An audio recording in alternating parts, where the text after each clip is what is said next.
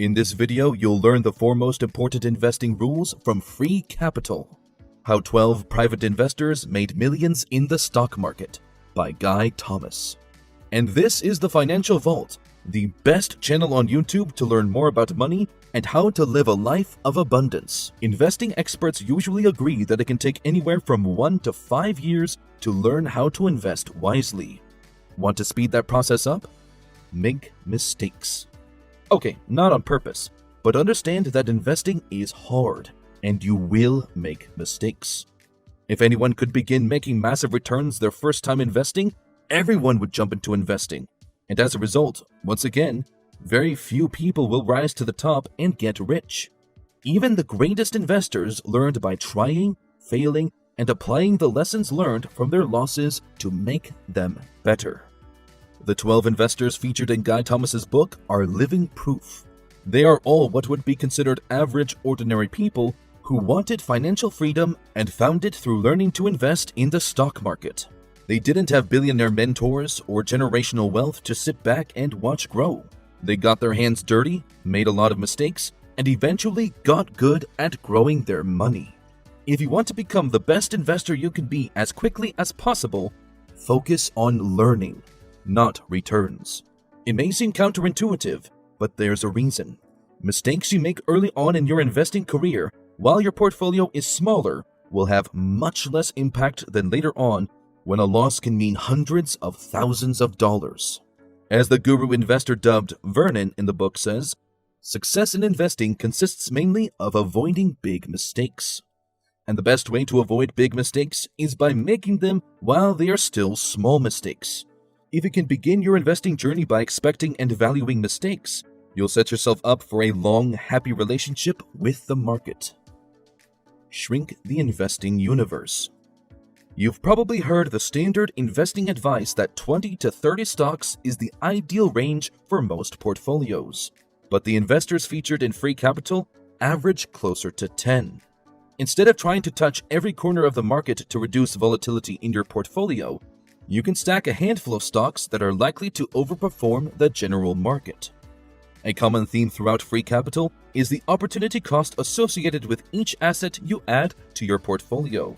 If you can achieve similar results while spending far less time and energy researching industries, tracking metrics, and learning about individual companies, why wouldn't you? You don't have to dip your toe in every industry to be a successful investor. But beginning investors should make sure their portfolio isn't too concentrated. Obsessively watching the performance of 1 or 2 stocks can quickly turn emotional, which is the worst enemy of a savvy investor.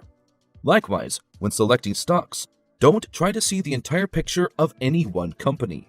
Stick to a few key metrics, or you'll get lost in the sauce of information and assign too much value to things that don't matter that much. Find what trends and figures feel the most important to you, like price to earnings and debt to equity ratios, and don't worry about the rest. Make it personal. Learning which metrics are most important to you is just one part of developing an investment strategy. It can be tempting to blindly follow the strategy of a successful investor and hope you experience the same returns, but that rarely works. Much like trying to replicate someone's style by buying the same closet, it won't fit right. You bring your own background, preferences, and personality with you.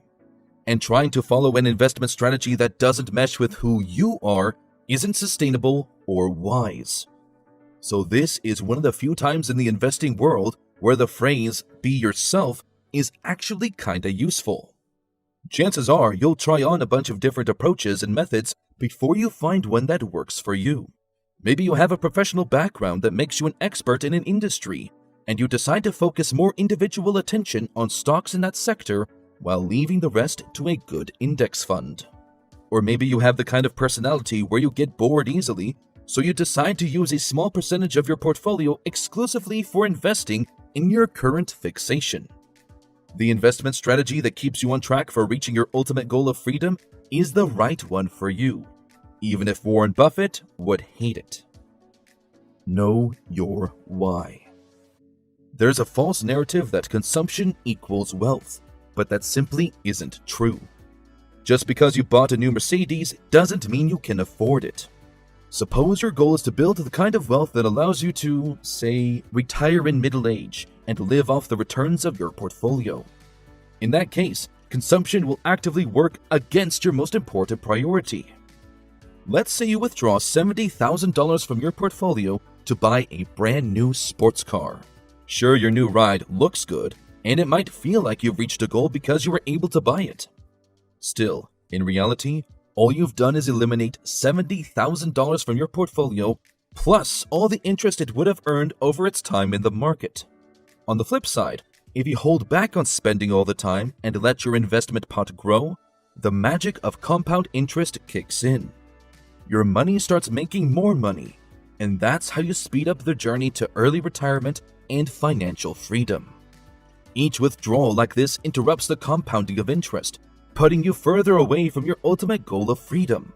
The good news is that if you can curb your consumption now, your portfolio growth will allow you to do a lot of consumption later on. Things that benefit the now version of you will most likely have your future self shaking their fist. So when you see the guy driving the new Porsche, know that chances are he will be counting quarters later on while you're spending the second half of your life doing exactly what you want. Good things don't always come to those who wait, but bad things usually come to those who are impatient. You don't have to be born a Bezos or win an internship at Goldman Sachs to reach financial freedom early in life. Expect and value mistakes when you begin investing to avoid costly ones down the road. Shrink the investing universe by working with a small portfolio and fewer metrics to protect your most valuable asset, time. Find an investment strategy that works for you, and don't be afraid to let go of one that is no longer serving you as you learn and grow. Know your why to avoid the compound interest killing mistake of consumption now by staying focused on your ultimate goal of financial freedom. Following these simple strategies can help you retire earlier than most people and live a life of comfort and convenience. Now, watch this video. YouTube thinks you'll find it really valuable, and so do I.